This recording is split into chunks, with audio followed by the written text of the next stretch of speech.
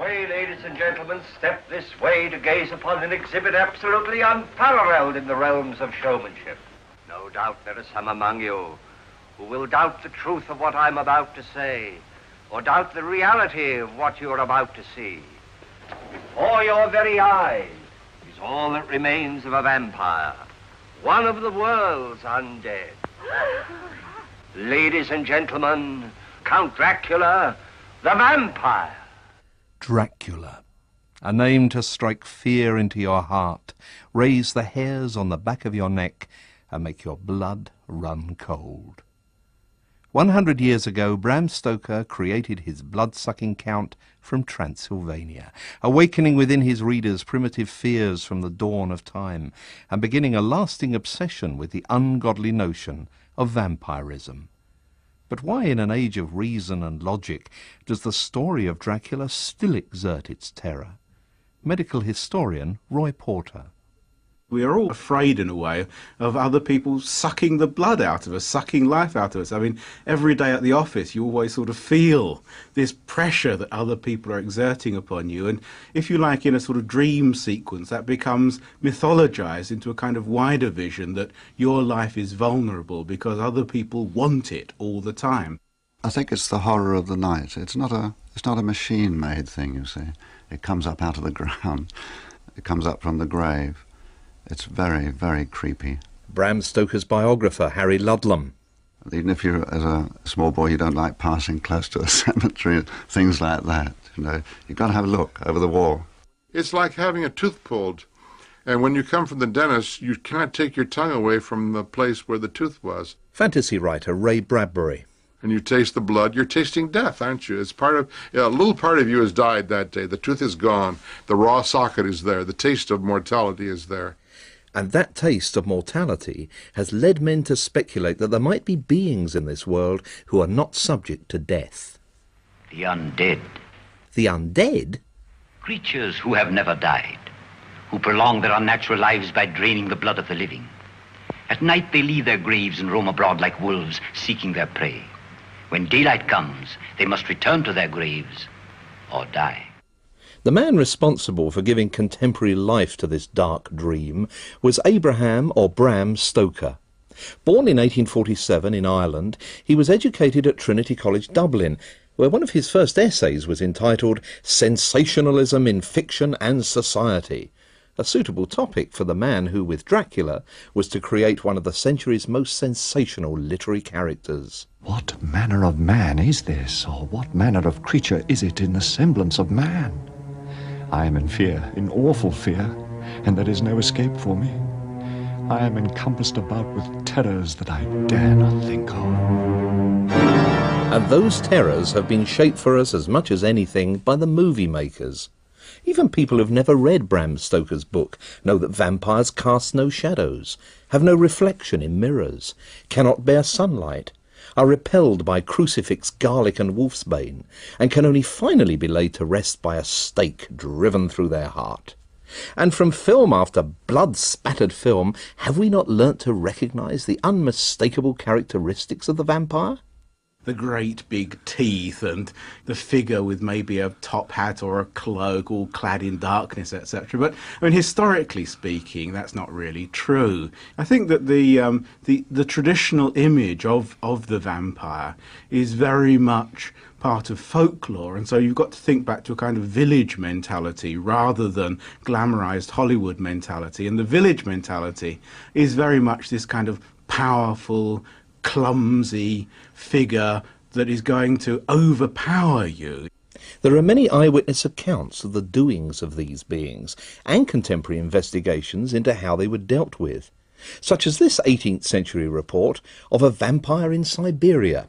In 20 or 30 days after his death, some people complained that they were being bothered by this same Arnold Pauli, and in fact 4 people were killed by him.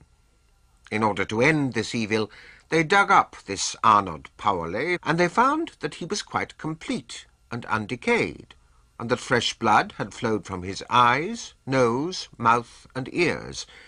And since they saw from this that he was a true vampire, they drove a stake through his heart, according to their custom, whereby he gave an audible groan and bled copiously. The whole business of the dead walking, of people not being properly dead, is as old as life itself. I mean, every civilization, right from the Stone Age, has this kind of notion of what is death? How do you relate the living person to the dead corpse? What's happened to the soul? What's happened to this being? And that's a great worry in all civilizations. That's why we take so much trouble about burying people, both because we want to give them respect in their death, but also we want them out of the way, and that's why we have proper coffins and nail them down and put them underground so that the dead truly will not interfere with us any longer. There's this terrible sort of fear that the dead will come back and wreak havoc with the living. And if they did come back, who knows what strange forms they might take for themselves. Sometimes they take the form of wolves, but generally of bats. What are you talking about? Dracula. But what's Dracula got to do with wolves and bats? Dracula is our vampire. My very feelings changed to repulsion and terror when I saw the whole man slowly emerge from the window and begin to crawl down the castle wall over that dreadful abyss, face down, with his cloak spreading out around him like great wings. I always understood that if there were such things, they could change themselves into bats or wolves. That's a common fallacy. The study of these creatures has been my life's work. You see, a great deal is known about the vampire bat. There are no vampire bats in Europe, and contrary to popular opinion, they don't suck blood, they lap it instead. Zoologist Adrian Warren. They make a V-shaped notch in the skin with their incisor teeth, and the blood flows quite freely. In fact, they have an anticoagulant in their saliva which helps the blood flow. And then they lap it, and it's probably only a wine glass full or so per day. Do they ever attack human beings? Oh yes, indeed. If you're asleep at night and your toe is touching the edge of your mosquito net, you're quite likely to be bitten by a vampire bat. I've carried out research with some of the greatest authorities in Europe, and yet we've only just scratched the surface. The details of these reanimated bodies of the dead, the undead, as we call them, are so obscure that many biologists will not believe they exist. Bram Stoker may well have believed in their existence, for he loved stories of the bizarre and supernatural. He also loved the melodrama of the theatre and wrote theatrical reviews for an Irish newspaper. Later he was employed as business manager by the great Victorian English actor Henry Irving, working at the Lyceum Theatre in London's Strand, only a bat's flutter away from where I'm speaking to you now. And did Henry Irving, as some people believe, provide inspiration for the appearance of Count Dracula? Chairman of the Dracula Society, Bernard Davis. Irving was tall and lean. He was an excessively thin man and had curious ways of reflecting sinister characters in his face and his eyes when playing characters like Mephistopheles or Van der Decken in A Flying Dutchman, which very much impressed Stoker at the time and which he left fragmentary notes about in his memoirs of Sir Henry Irving, which he wrote after Irving's death. Very different memoirs are featured in the story of Dracula, which is written in the form of a collection of letters, reports, newspaper cuttings and diaries. The Diary of Jonathan Harker, 3rd of May, 1885. At last my long journey is drawing to its close. What the eventual end will be, I cannot foresee. But whatever may happen, I can rest secure that I will have done all in my power to achieve success. He set it within the framework of what is in fact a novel of high adventure. It's full of different settings and travelling about and fast steamships and express trains and sending telegrams, and it's all very up to date. It's full of modern technology. Good God, this man's talking, recording his diary on a phonograph, and this lady's taking a portable typewriter on a train with her and typing on her lap. It's rather like a James Bond of the 1890s. It's got all the modern technology to really surprise the reader of the day. It seems to me very much about a number of turn-of-the-century preoccupations. Psychotherapist Adam Phillips. Preoccupations, both about really what constitutes relationships between people and also what constitutes a perverse relationship between people. And of course, around that time we have Freud, we have the decadents, we have Oscar Wilde, who all people who seemed to me to be interested in talking about what had previously been unacceptable kinds of relationship. Small wonder that some readers were shocked and outraged. But what of the literary critics? What kind of reception did they give the book on its publication in May 1897? Harry Ludlam. Well, it was mixed, shall we say. And some of the reviews, I suppose, were correct in that they say the idea is good, but it waffles on a bit and things like that. Dracula is highly sensational, but it is wanting in the constructive art, as well as in the higher literary sense. It reads at times like a mere series of grotesquely incredible events. Still, Mr. Stoker has got together a number of horrid details, and his object, assuming it to be ghastliness, is fairly well fulfilled. The other name. Its fascination is so great that it is impossible to lay it aside. The lady.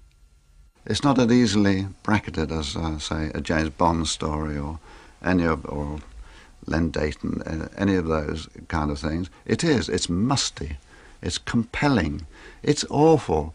It's terrible. And it's compulsive reading. You know, that's how it gets you. It's everything in there. You know, it's far too long, and yet it isn't really. And the cobwebs are hanging around every page. Things like that. It just gets you. That's the obsession. It occupies a far more important place in the culture of the 1980s and 1990s than ever it did in the 1890s, when it was actually, from a literary point of view, a bit of a relic. I mean, Stoker was really unearthing something which had probably almost died a natural death in the early Gothic short stories and the early 19th century. In truth, Bram Stoker drew his inspiration from all manner of sources, including a female mass murderer from Hungary. Elizabeth Bathory, a countess, who is an important source for the Dracula myth. And she lived in Transylvania during the 16th century, and she was a lesbian, a vampire, and a sadistic homicidal maniac. Sounds like a pleasant woman. So what did the Countess do to get such a charming reputation? Marie Roberts, lecturer in women's studies, explains. One day, when she was sitting in front of the mirror, the maid was brushing her hair too roughly, so she struck her about the face. Blood spurted into Bathory's face, hit a spot on her cheek, and she noticed that it had a kind of translucent glow, and she believed she'd discovered the cosmetic beauty secret of the 16th century, which was human blood. And so she sent out 3 accomplices to comb the countryside for peasant girls to come to the castle, and then she would brutally torture them and would then drain their blood for her baths. And these details were so horrific, they were concealed for many years. I can't say I'm surprised, really. As for the name Dracula, that was borrowed from a 15th century Romanian prince, Vlad Dracula.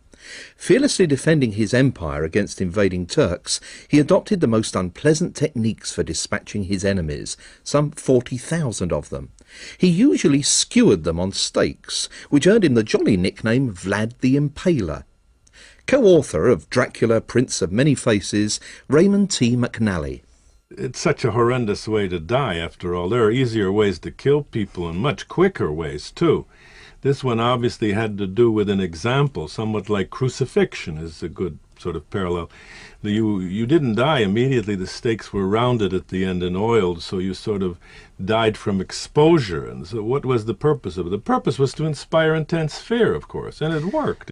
Stoker was also inspired by several popular tales of vampire horrors, including one which he had read 20 years earlier.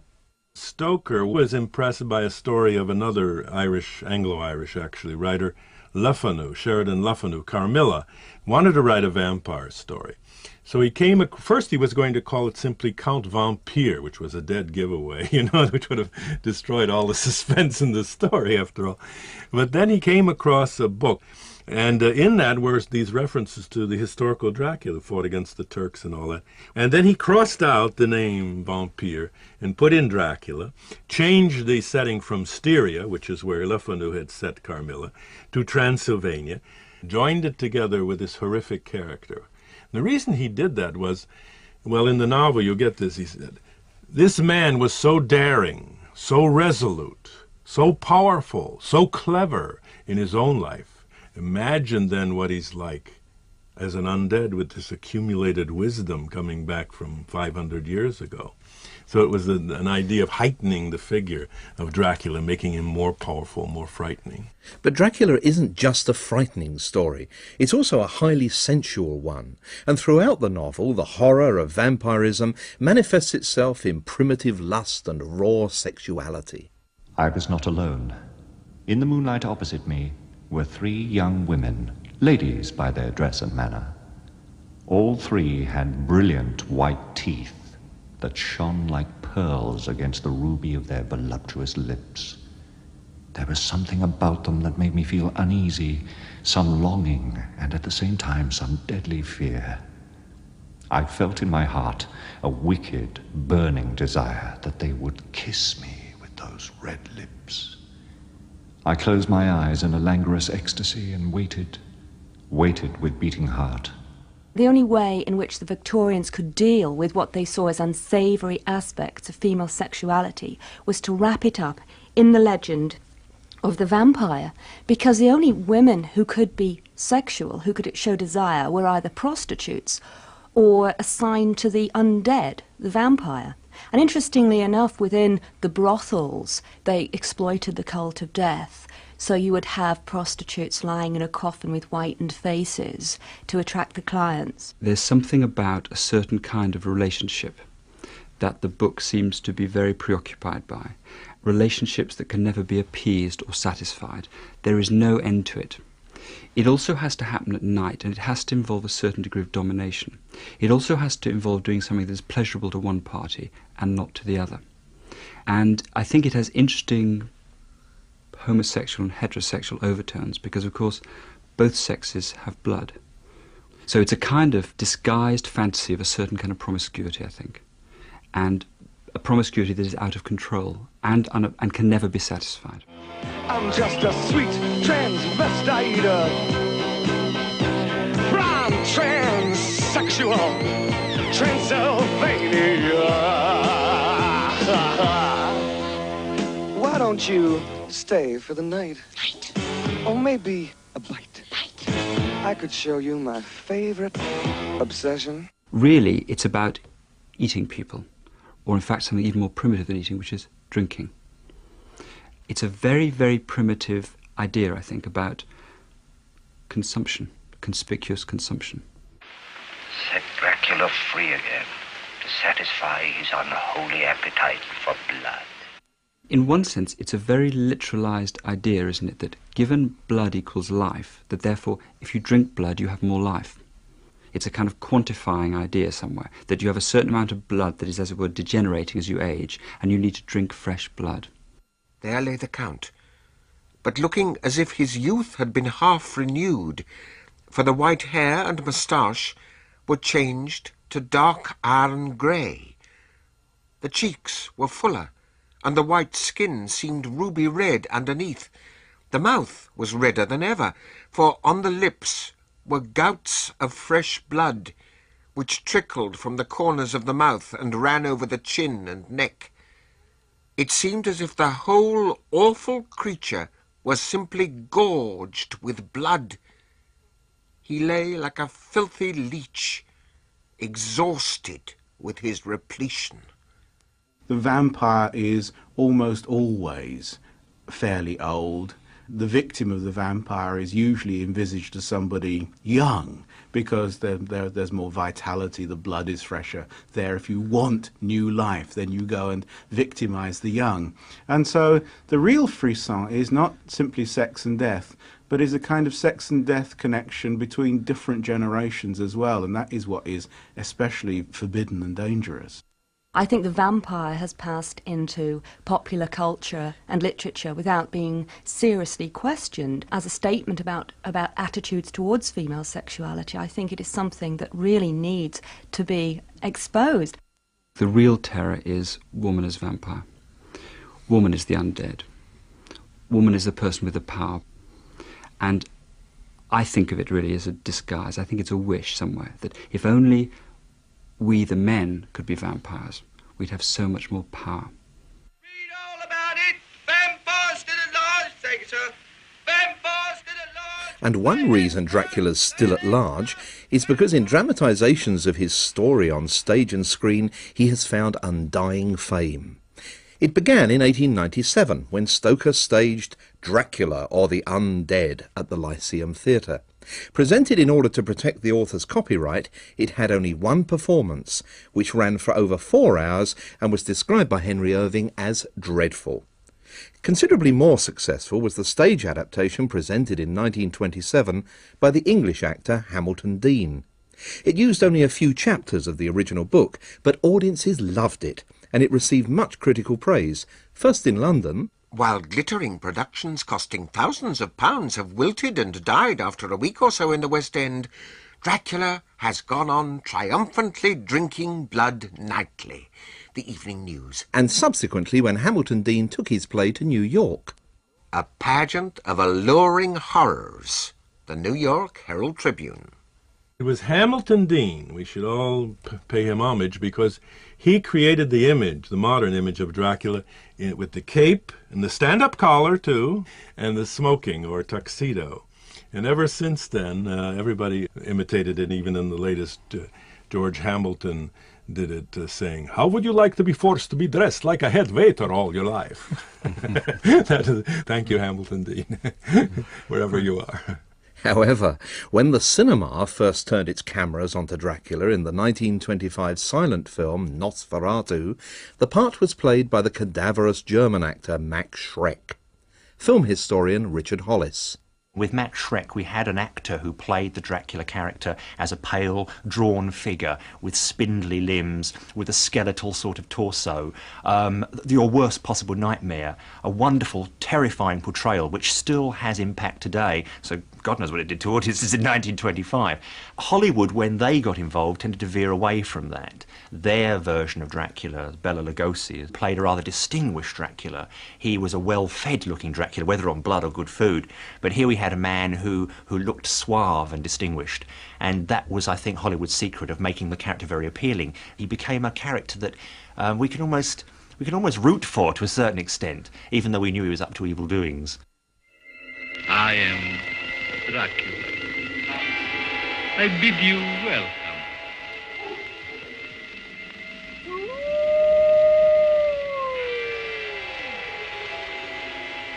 Listen to them. Children of the night. What music they make.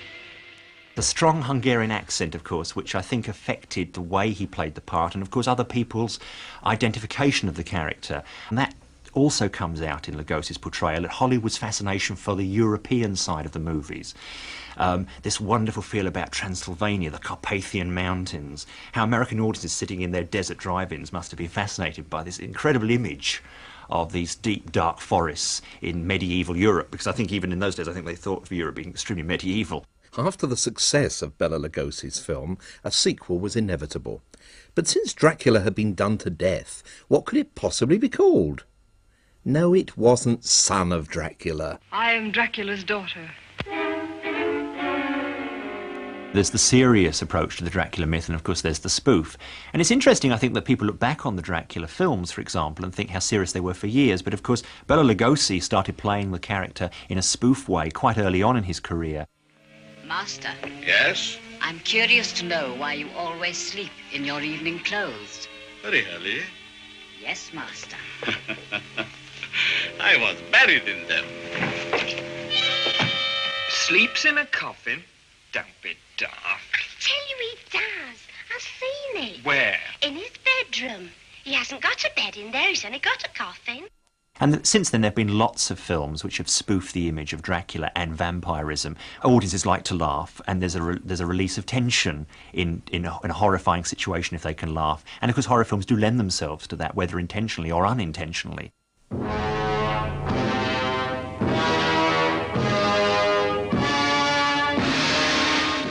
A great variety of actors have attempted to get their teeth into the role of Dracula.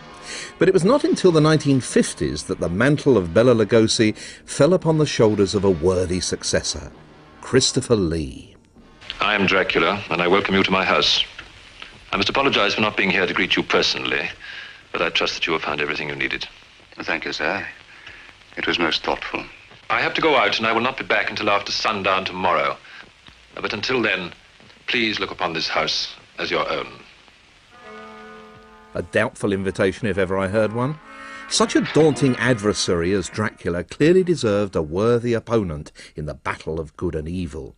Bram Stoker created him as a man of science, with a knowledge of folklore and a strong religious faith. His name?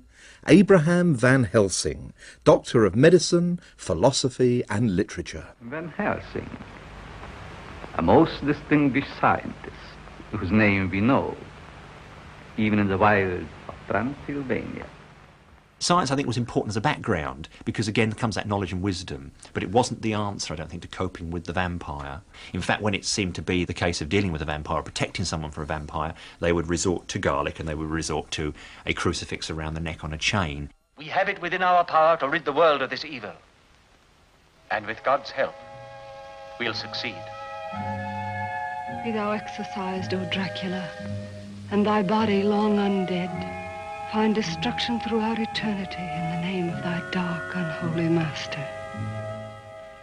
In the old communities, especially in Central Europe, in Transylvania, where the Dracula myth really started, the vampire was something that was in the village, in the community, was a public threat, and where you'd often have to have the intervention of the church and its rituals and ceremonies in order to pray for release from them, or designed to give the souls of the vampires final rest at last. In the name of the All-Holiest, and through this cross, be the evil spirit cast out until the end of time. But however many times he is exorcised, however often Van Helsing drives a stake through Dracula's heart, he refuses to lie down. Or rather, we refuse to let him. So why won't we allow Dracula to rest in peace? Roy Porter. We have a deep desire to be afraid, that somehow terror turns us on, and that we actually like the idea of there being a world of mystery, a world of threats, a world of danger. It's exciting to us, and in many ways the modern world lacks that kind of excitement, thrills and danger for most of us working in offices and all the rest of it. And so, simply because we wish it, Dracula remains undead. Created out of fragments of legend and history, he's taken on a mythical life all his own. To many, it's as if Dracula were not a literary creation at all, but a real being, as a result of which his creator, Bram Stoker, has almost been forgotten. Almost, but not quite. Ray Bradbury. It's the concept that counts. And if you're lucky, you make one metaphor in a lifetime, huh? And people remember it. So Bram Stoker had one metaphor, and that means he'll be alive 1,000, 2,000 years from tonight. Dracula is the metaphor for all the deaths that ever died and that will ever die. Except, of course, that the whole thing is so unbelievable. The strength of the vampire, Sir Basil, lies in the fact that he is unbelievable.